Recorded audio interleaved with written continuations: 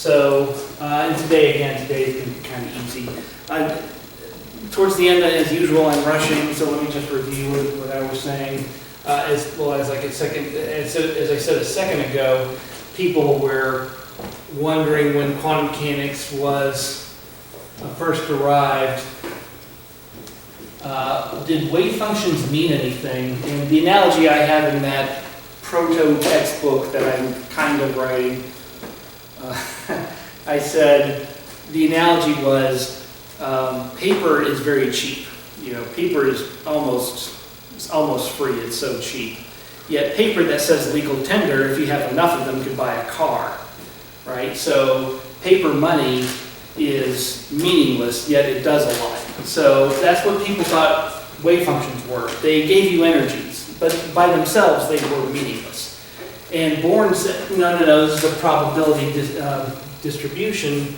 So therefore, what you would interpret that is if you're looking between regions x1 and x2, and I also want to remind you what an absolute value is when we're in complex land. It's complex conjugate function. And so if you do this, you're looking at the probability of finding a particle between x1 and x2. Anyway, so that's kind of simple. And of course, if you integrate over all possible locations, you have to get 1.0, meaning that the particle is somewhere. Anyway, that's boring. Let's see. And of course, now this is important just because I want to point out that I'm going to try for the remainder of the course, my generic operator is this guy here. The book uses a variety of symbols, usually like the letter A with a hat. I see it more usually like this, and so this could be the momentum, it could be position, anyway, so that's my generic deal. So that's an operator. And if you operate on its eigenfunction, and that's my generic wave function, then you get a number, but it can be complex. It can be complex or not. Technically, real numbers are complex with no imaginary components. That's kind of cheap, but true. Let's see. And so everything in quantum mechanics, one thing you want to think of operators are questions. How fast are you going? How much energy do you have? Where are you at? And wave functions are wave functions, and that's the answer to the question. The other thing, and so you always have to have this paradigm. You know, normally if you have like, this says where my cat is, and I want to know how fast it is, that's the derivative. That would give me the derivative with respect to time. That would simply give me the slope, which would be related to the velocity of the cat. But in this case, you have to have the wave function has to come back. That's why it's an eigenvalue equation. Eigen German for this, it's like the same or self or something like that. Anyway, wave function has to boomerang back, even if you're taking derivatives like a momentum, which is derivative, or Hamiltonian, which is a double derivative for kinetic energy. Now, and as I mentioned, if I'm doing a Hamiltonian, p squared over 2m, and I'll do this with no potential energy. If we're going to do a lot of no potential energy questions at first, just because that's easy. You get the energy times the wave function. So I should put a little hat there. Momentum is the operator. Okay, so that works for, again, this would be what we call a free wave because there's no potential energy. So it's just a particle in a flat universe. Cosine would do that just fine. Cosine is a reasonable answer. Remember that momentum is basically double derivative. Negative double derivative, so double derivative of minus double derivative of cosine is cosine, so that works. Okay, I'm only bringing this up because I also want to point out that then if your question is what is the momentum of that wave, you know, you want to get h bar k, which is the momentum. We've actually talked a little bit about that when it comes to light, but we'll be talking about it a little bit more, so if you don't remember, that's okay. Okay, when you plug in cosine into momentum, momentum is a single derivative. That doesn't work. Derivative of cosine is sine. No. The way to think of this operation is just junk. I mean, you're just babbling, like my friend after the Christmas party. So you're just wasting your time. So my point here is that when it comes to wave functions, remember I tend to use psi. I use psi for wave functions of the Hamiltonian, and I use this one as kind of generic, but it's the same idea.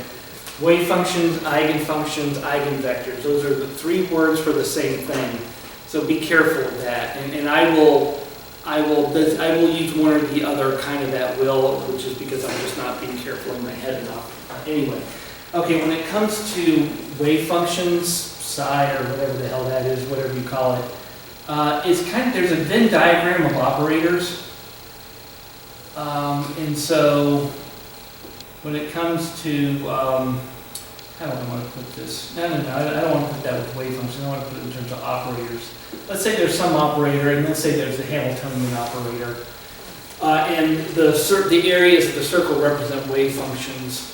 So some Hamiltonian wave functions are okay with, for example, momentum, and some are not. So that's what I mean by this. And so that sucks.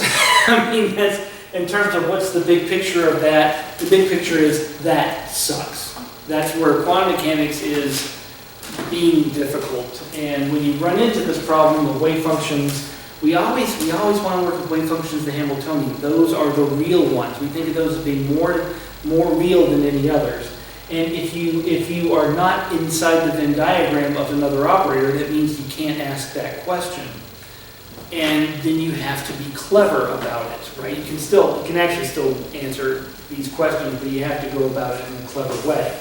So one way to do that, of course, and again, I'm actually hoping I'm kind of reviewing from your undergrad.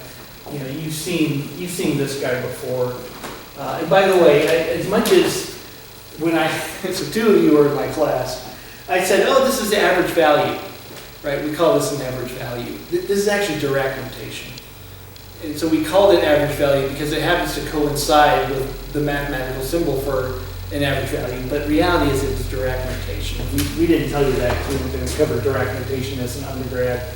Anyway, so and again, I'm using the generic form. So we have our complex conjugate of a wave function and the operator, and then there's the other deal.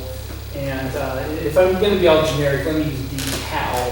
D tau is what I use when I'm saying maybe this is r theta phi, maybe it's x, y, z. So maybe it's just x, maybe it's x and y, right? So when I'm not sure what the dimensionality is, I'll just call it d tau.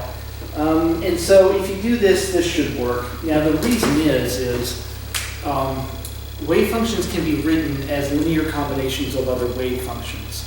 And that's actually my next point, but let me jump ahead a little bit. Take a particle in a box. So I'm kind of doing everything just with what's mentioned. So let's look at a particle in a box. Particle in a box wave functions.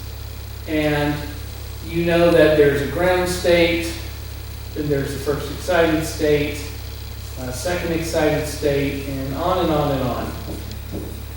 L, and the potential goes to infinity. Okay, and the wave function is something that 2 over L sine n pi x over L. Still remember this. N equals 1, 2, 3, dot, dot, dot. Okay, so anyway, there's an infinite number of them. Now here's the point. This is why I can answer questions I can figure out what operators are going to give me for functions that are not their eigenfunction. The reason I can get away, I can do that with this. So again, I know cosine is okay with the Hamiltonian. It's one of its eigenfunctions. It's one of its wave functions. But if I was to ask momentum, it doesn't work. Well, what I can do is I can ask the momentum of cosine using this expression. And that will work. And the reason is because take this, I'm going to call this a complete basis set. So all the wave functions of the particle in the box, there's an infinite number of them, form a complete basis set. And what that means is, as long as I'm working in the same space, that means I'm working from 0 to L. As long as I'm working from 0 to L, and then I give my kitty cat a pen, and I say, hey, kitty, kitty, kitty. draw a wave function, the cat does something crazy. Cat does that. Okay, I don't know what the heck that is, but I know it's not an eigenfunction of the Hamiltonian. Those are.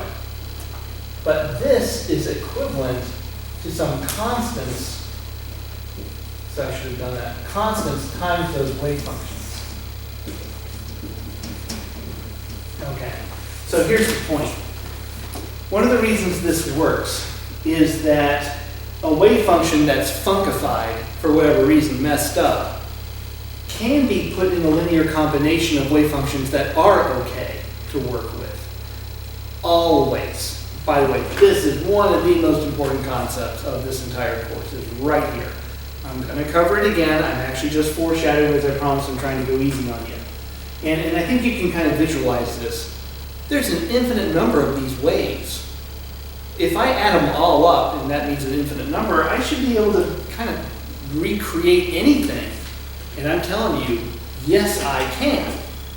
And this operator may not be okay with this guy, but it is with this guy, anyway, or vice versa. So anyway, my point being is that wave functions, as long as they exist in the same area, in this case 0 to L, because that's where this particle in box lives, anything I draw here, any wave function is a linear combination of another. So if this guy is not okay with an operator and this one is, I can still solve this using expectation values because of this. That's why it still works. So the result is meaningful.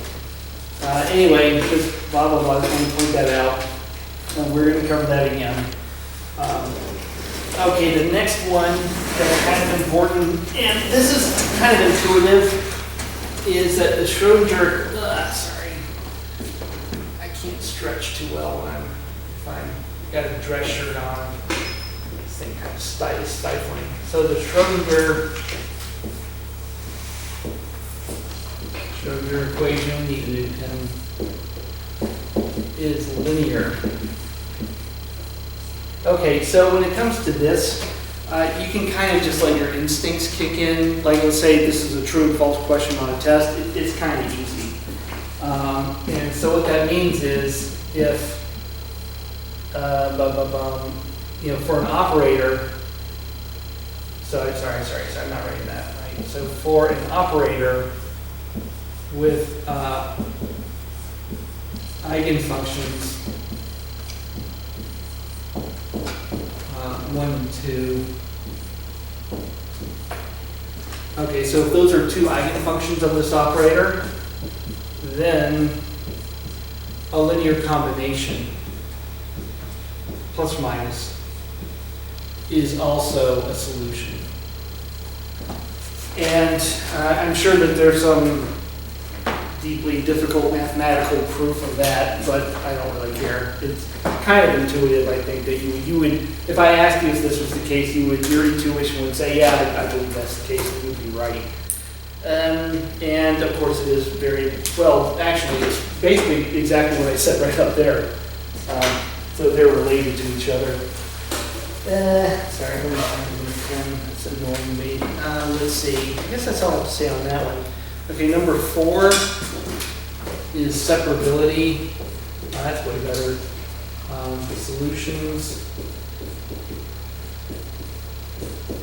to the Schrodinger equation are separable.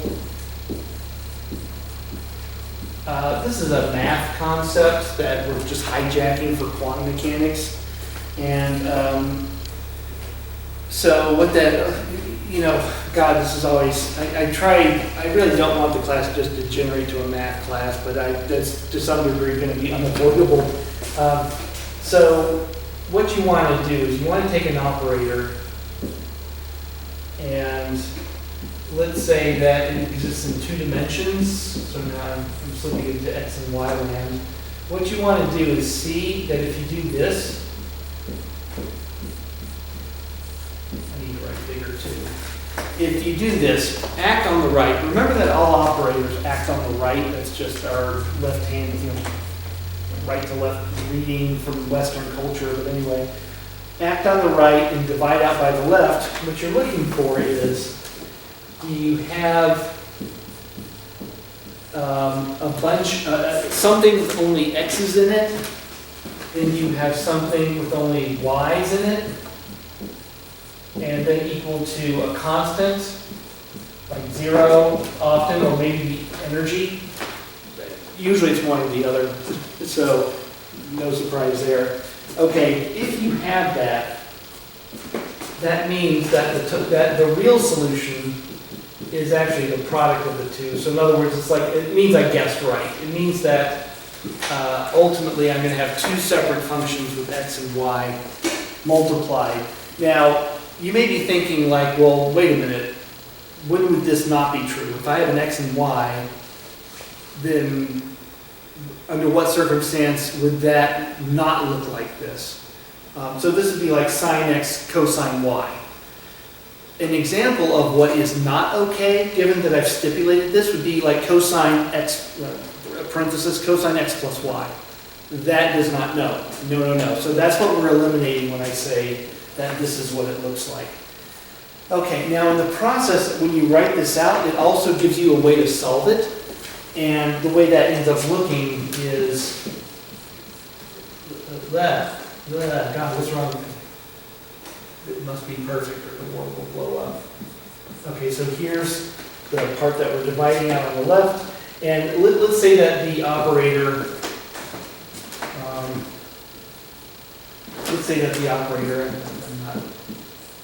I need to slow down a little bit here. Let's say that the operator is a double derivative. Is a single derivative, but for x and y. So this would be like momentum.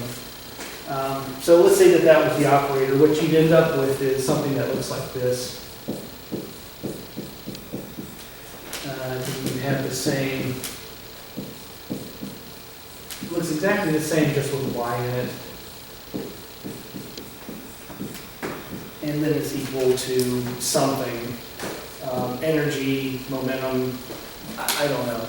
So what you end up, so you know what I should do? I should not put a question mark, I should put a constant. And usually it's 0.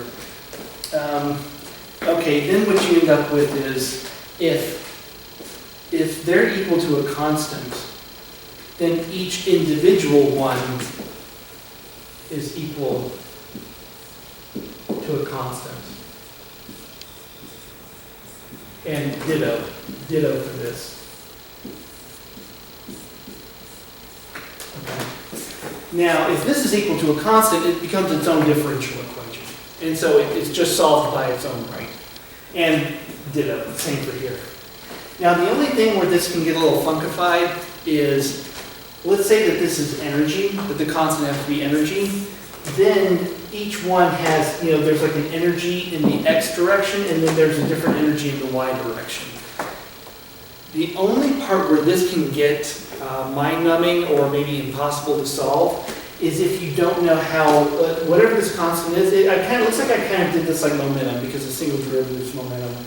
If you don't know already what the momentum in the x direction is and the momentum in the y direction, if you don't know that by a boundary condition, by how the problem is being set up, like basically I told you that I created it with 1 unit of momentum in x and 0 in y, if I don't tell you that, it becomes unsolvable. But then again, why are you trying to solve problems on systems you don't know anything about? I don't think that would, you don't have to worry about that because you'd never be in that position. So anyway, you have to know something about what's under your microscope, or you got nothing. Let's see. Okay, so as you can imagine, this is huge, and God, I guess when I kind of feel like it comes up more when I was doing undergrad, because I was doing undergrad the last 2 classes, quantum, and it came up a lot. And I don't know that it comes up so much in this class, except for this one case. Okay, so where's separability important in graduate quantum? It's this guy. And we're going to spend a fair amount of time on this. Now, just a warning, some of the problems that are going to come up around problem set 3 and 4 have to do with time-dependent quantum. We're going to do that towards the middle of the course, so some of the math questions I had to do they're gonna look outlandish, like I'm asking you to prove something just crazy. But reality is, it's time to commit quantum mechanics, and I'm just kind of warming you up to the kind of mathematical things you're going to run into when we get to time to commit quantum. And so, okay, so in terms of what does time to commit quantum look like, and what's up with separability, your two dimensions are, we'll just say spatially we're x. The other dimension is t, so time. Okay, so the Hamiltonian, and I'll write this like a differential equation. Normally this is on the right-hand side, on the other side of the equal sign, but I will try to make it look like what we were just examining a second ago, and bring over the right-hand side, subtract it out, make it equal to 0. Okay, so it turns out that this is the time-dependent Schrodinger equation, it's separable. And the two things are x and t. You want it to be x and y, but there's no y, so it's x and t.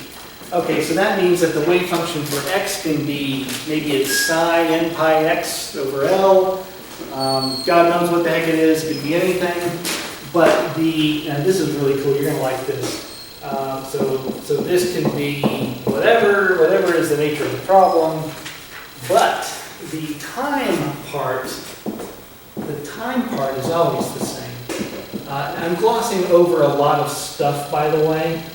So don't get too twisted up on this right now, because there's a lot of nuances here, and I'm skipping over them. But like I say, this lecture is not very essential. I'm still just wanting to even warm up a bit to all this stuff. Anyway, this is the part that evolves in time. So if you want to know how the particle in a box, which the wave functions are like, sine pi x over L, just multiply it by that, where E is the energy. And the energy is pi squared over 8mL squared. Anyway, I think that's right. I'm kind of doing that in my head. You just plug that into the energy. And there, now you know how that wave function evolves in time. So that's kind of neat. Again, I'm glossing over a lot of nuances that make it kind of a bit more difficult than what I've just shown. Just heads up on that. Okay, but now here's the neat thing. Now this is where you start learning some really cool stuff about the nature of reality. This is the kind of stuff you can tell your friends and parents and impress them. Okay, so we all know that observables are related to this. Whenever you're doing anything in a lab, this is, if you're a synthetic chemist, kind of like me, whatever you're observing is that. My cat is this, okay? Spectroscopy is that. Okay, now let's apply that to a time-evolving wave function. Okay, I'll do the x part, and that's a complex conjugate. And the complex conjugate of this thing, of course, all the i's just get a minus sign. If they already have a minus sign, then they're positive. Okay, then the regular part is just the regular part, and then I end up with e to the minus I e. Right? Okay, so what do these two do? No tricks. You can read. Now remember, operators. You can't be rearranging operators at will. A, B, B, A. You can't necessarily do that. But these functions, you can move them around. They're just functions. Cosine times sine is sine times cosine. So what are these two going to do? Cancel. Huh? Cancel. Cancel. Yeah, they cancel out. So this ends up just being the spatial part. Cancels out. Okay, why is that important? Okay, let me ask you this. Now, undergrad we cover, hopefully all of you cover the hydrogen atom. E to the minus r over a naught is the radial wave function for a 1s state. You know that most things should be in the ground state. To thermally excite electrons into like a hydrogen 2s state, that would require thousands of degrees. That's something hopefully you learn into stat mech. But anyway, I'm just telling you. Most things are in electronic ground state. And if you wanted to heat hydrogen to an excited state, to a 2s or a 2p state, it had to be pretty freaking hot. So now I'm asking you this. Take all the hydrogen atoms in the universe. I know they're mostly H2, but I'm sure there's still just H out there. are they in their ground state? Reasonable? What do you think? Go on? Yeah? Yes? No? Probably, right? Now again, for them to be thermally excited to a 2s state, we require thousands of degrees. So take not the hydrogen in the center of the sun, okay? All the other hydrogen. Ground state, right? Yeah? Right? Yeah? You? What do you think? So you're not answering because you know this is a trick, right? So that's actually a good response. This is a trick. If hydrogen is all the hydrogen in the universe, aside from the interior of the sun, because that is hot, all right? If it was all in just its eigenstate, lowest eigenstate, what's it doing? By doing, we think of time. Doing is I'm doing this, right? What's it doing? It begins with N and rhymes with a thing. You played this game before. Yeah, we never said it, did we? It's doing nothing. It's doing nothing. If atoms and molecules and whatnots and who's its, if my cat is in her ground state, she's completely frozen, not moving, not meowing, not eating, she's doing nothing and it will never change. Okay, so is the universe a frozen crystal? So nothing is in its ground state. So as much as like we covered this in quantum, and I didn't bring this up then. If you think like, oh, well, okay, hydrogen has a 1s ground state, so therefore it must be in the 1s state. I'm sure some of them are, and those hydrogens are literally doing nothing because of what I just showed. They can't evolve in time. They can't even move. Now the answer is, why does anything in the universe happen? It's because things are, I'll pick on hydrogen. The real wave function is composed of some excited state character. Whenever anything moves, whenever the cat meows, it's because it's not in its ground state. It has a little excited state looped into it. And then this operator doesn't cancel. It doesn't go away, and then you see motion. So anyway, we're going to cover that more, but that's probably one of the neatest things you can get out of this stuff. And I guess that's all I have on that. And again, this is still, I'm kind of hoping this is a walk down memory lane a little bit, and if not, then there it is. So it's a win-win. Okay, now, again, for the last of the kind of easier subjects.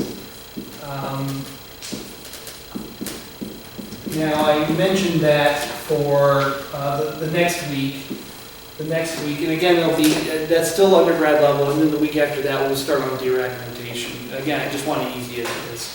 1D wave mechanics. So we're gonna run through all of the simple problems like this. Okay, a wave hits this, and then it decays. We're gonna do all these guys. We're gonna do them kind of quick. And then we'll get into Dirac notation. And some of you maybe, if you looked at the homework, I gave you kind of one of the harder particle in a box problems. I put a box in a box so that'll kick you in the rear a little bit about doing that one. Now what I want to do about this though, before, next week we'll just start, we're going to work on we're going to do every problem that exists and just going to do them all in a week. So it'll be kind of quick, but hopefully you've seen them before. You can kind of Google these anyway. I don't think you can Google the homework problem, though. I actually tried, I didn't find it, but anyway. Okay, what I wanted to do is actually, I wanted to just, because again, I'm okay blowing today off. I want to show you how you solve differential equations, because we largely don't. When it comes to quantum as a chemist, we set these up, and then we often are looking in a textbook in the 1700s, and the answer happens to be there, and so we're never really doing anything. We're asking physicists and mathematicians how to solve it, and they simply go to their 17th century textbooks and give us the answer.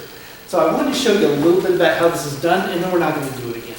But I do want you to see this, though. So anyway, now what we're, of course, in our world, math world, everything is x and y, and that's all they care about. In our world, we have to have some constants. Okay, x is space. We know that this is a kinetic energy operator, double derivative. And remember, the reason that that works is that it draws the de Broglie wavelength out of the wave function and also allows the wave function to come back on itself. So that's why that's kinetic energy. Now, we're going to do flat waves, so there's no potential energy. So it's simplified. So there you go.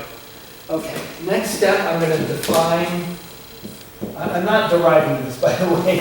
When I was reviewing my own notes, I was like, I saw this part right here, and I was like, wait a minute, where did I derive that? And I was like, no, wait, no, I'm just defining it. Okay, so if I define k squared this way, therefore, I'll come back over here. What you've got, I'm just trying to pare it down to look more like what a mathematician is ready and willing to deal with. Anyway, so this is more math friendly in this form. You just got to rearrange your constants a little bit. Okay, now how do you solve this? Now, it turns out, this, I have to admit, this is kind of cool. There's this really neat trick. I'm not going to start with the second. So this is a second order differential equation. What you call first order, second order, it's actually kind of arbitrary. It's actually like kinetics. It's once you look at a complex mechanism, you really can't say that there's an order to it. There are some rules to assign an order, but they're kind of stupid. Here it's second order just because it's a double derivative. But there's you can also have a first derivative. So I'm like whatever. But this is formally, again, if you want to be absolute and follow some definition, this is a second order differential equation because that's a double derivative. Before that, I'm going to do a first order. And I'm going to keep it simple. And I'm also going to use math speak. Now, the reason I'm going to use math speak, so y is actually psi of x, x is still x. Again, in math world, they don't know what wave functions are. And I'm doing this because this is what you're going to find online. If you ever need to work with any of this stuff, you got to get used to how it looks. I don't think it's going to change I don't know, I'm presuming it's not going to change anytime soon. Okay, so mathematicians, this is your homework in Diffie-Q. Okay, so next step, you're going to see why I'm writing this out this way in a second. Looks a bit more like a wave equation if I do this. All right, so anyway, I'm doing that. Now let me back. I'm going to go back and actually this.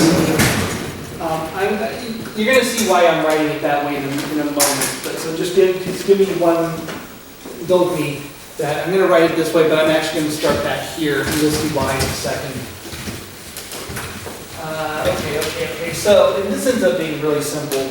And the thing that's kind of painful about Diffie-Q is that it starts out looking so simple.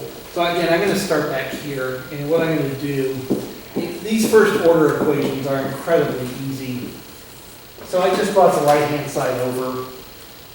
And now what I'm going to do is just do some rearranging. I'm going to bring the y over here, and partials can be juggled around. So now what I've got is, this is like a over b. So I can bring the b to the other side, just like I brought this y to the other side. So I brought the partial of x to the right, I kept the partial of y on the left. You can do that kind of stuff, kind of funky, but you can.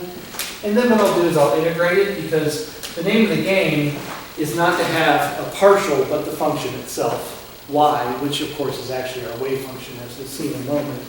And therefore what you get is the partial, who knows what the integral of 1 over x is? Natural log, right? Yeah, that's easy. Actually, in my undergrad class, because again, I just taught undergrad, they always go the wrong way. It's minus 1 over x squared. They do the derivative and vice versa. Anyway, and this ends up being equal to the integral of c dx. Now, again, we have to assume that c is a constant. We may not be able to solve this. Well, let's just say it's a constant. So let's just say that, and that's why I call it the c. Then what you end up with, y is equal to minus the integral of c dx. Oh, I'm sorry, e to the, that. which is e to the minus cx. And of course, there could be some kind of constant of integration, whatever. Okay, now that I've done that, I'm doing that because, by the way, it's going to help us. It's actually going to help us solve the second order. That's why I did first order. Well, for one, it's a nice warm-up. And like I say, I remember I actually took the PQ, and you see that, you're like, oh, this is good. I thought this stuff was hard. That one is easy. The rest of it is hard. This one isn't too bad. Let's see here. Okay, let me write a second order equation. And I'm going to have some constants.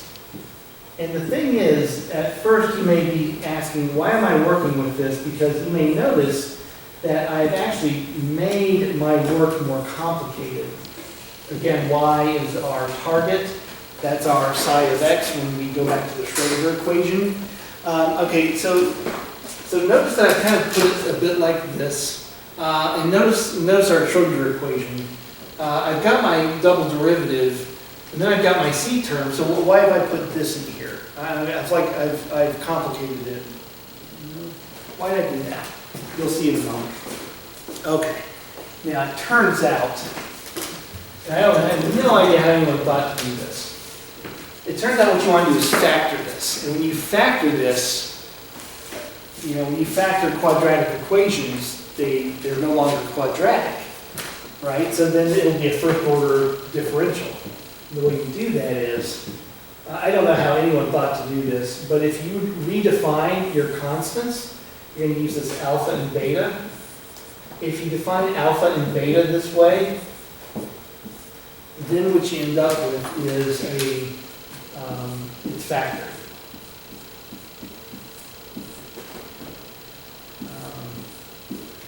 By the way, this has a lot to do with how Dirac solved the Dirac equation for energy squared. He actually took energy squared, the momentum and mass part, and he managed to get rid of the square root by doing a procedure very similar to this.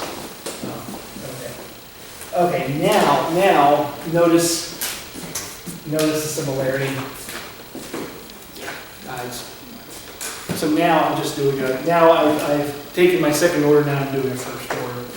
I'm going to have to make b 0, b is 0, that's the trick, right? In a minute. The other thing to also notice, I'm actually going to have two answers, right? Because as much as that's a miniature first order and that's a miniature first order, there's two of them. And that means I should get two solutions. And remember, quadratic equations, if we're thinking it's like a quadratic equation, you should have two solutions, right? So, okay, so now what? Okay, so let me bring this up here. I'm working downward. This isn't too funky. Oh crap. I'm gonna have to wipe. Tell you what, let me continue over here. I want you, we have to look back at this in a moment, so sorry about that. Okay, so now that you factored it, you know that the solution is going to be e to the something, e to the minus, what do I do, e to the something. Okay, so given that we now have a first order diffie-q, we're going to say y is going to look like e to the, we're going to call it rx. Now, and I'm doing that just because of our solution up there. So r e to the minus cx. So I've got e to the minus rx. I'm not worried about minus signs because those can be wrapped up into the r. And I'm using the letter r because it represents a root. Right? Remember that the solutions of a quadratic, now that I'm kind of doing this like a quadratic equation, the zeros, and remember it's equal to 0, and the things that make it 0 are called roots. And that's why I'm using the letter r, by the way. That's why there's that difference. I try to make sure everyone follows along with that. That kind of stuff can really throw me off. Okay, so you plug this in. Plug into the previous. And actually this top one right here, not the one that's separated. The separated one, when I separate it, it just justifies this usage. And then I'm going to plug it into the top one. And what you end up with is e to the rx, and then all the double derivatives and derivatives, blah, blah, blah. AR squared plus BR plus C, and that's equal to 0. Now again, you see why I call it a root, because I keep talking about the quadratic equation, because now I got to draw, all I got to do is solve this quadratic equation. That's all I got to do. And then the r goes into the, into here. I'm just figuring out what the roots are, because that gives me my, you know, to really get what the solution really looks like. Okay, so r, now hopefully, you know, I think I usually remember this whenever I have to run into the quadratic equation. Minus b plus or minus b squared minus 4ac over 2a. I remember that. Okay. Now, in our world, now we have to go back here. And you can see that b is 0. That one's easy.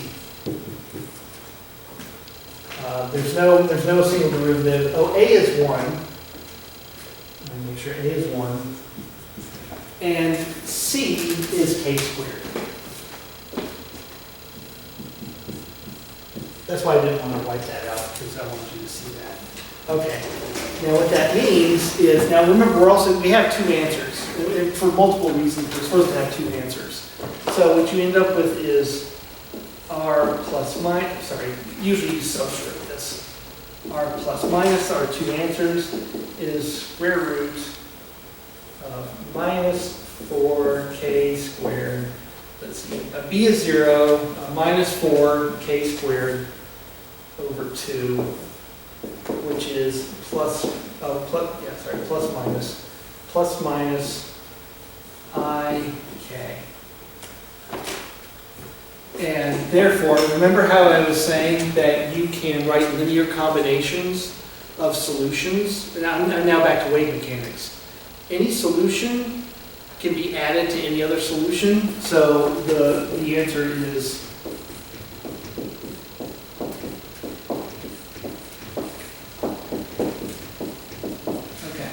so for a flat potential surface,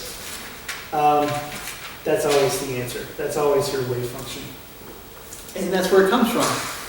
So if this was truly a math class with a little chemistry, every problem we'd be going through all this garbage. So I just want to point out that we're not going to do any of this, but I did want you to see it at least once, where it comes from. And plus I know how to do it. That's what I really wanted to show. So last bits is, and let's connect back to what we know about wave functions. And actually, if you can stick around, if any of you have any questions on the homework about the Fourier transform, the delta function. So now you know what the wave function looks like in a free wave. Remember, a free wave is the deal without a potential surface. Or if a potential surface, if it takes a step and is flat. That's also technically a free wave problem. As long as the potential is flat, it can have steps. Okay, now the thing to note is that E, the ikx, if you apply the momentum operator, you'll find it has a positive momentum. So this is a right wave. So this is a particle moving to the right. And E to the minus ikx is something moving to the left. So often when we do these problems, we don't know whether a particle is moving right or left, so we give it both functions because we don't know ahead of time which one it is. Okay, now you should also know from undergrad, and we're going to cover this, that for two functions in a family, if you are, gotta fix my notes. You may notice I'm writing the normalization condition, right? However, let's say this is the ground state of the particle in the box, and that's an excited state, right? N prime may not be N. That means that means that these may not be the same state. This needs to be what's called a Kronecker delta. And I think you've heard of that before, but if not, it's 1 if these are the same, in case you forgot. Not equal to N prime. Okay. And again, I'm actually going to prove this. I'm just hoping you remember this from your undergrad. And if not, I'm actually going to prove this in 2 weeks or so. Okay, 1 or 0. Now, when it comes to free waves, now I will just do the right wave because that's my favorite. It exists from 0 to infinity. And I know I'm out of time, so I'll do this real quick. What you end up with is, you may recognize this from your homework. You end up with this damn thing, which ends up being the delta function, a Dirac delta function, not a Kronecker delta. Be careful about that. And of course, the Dirac delta function, if you feed it x equals 0, it's infinity. If you feed it x equal not 0, so if the interior of the function is not 0, then it's 0. If the interior of the function is 0, it's equal to infinity. Okay, so the thing is, free waves are great because they're easy problems, but one of the things that's a really major issue is that their normalization is technically infinity, a square root of infinity. It's just a weird problem. But I also wanted to show you why delta functions are so important. Delta functions are hugely important. We run into them all the time. The reason is that a lot of things are waves. It's freaking wave mechanics. So a lot of times these are our answers. We're often integrating two things times each other, and then you're going to run into a delta function. And this is going to be half of our math is going to end up being doing this. So I want you to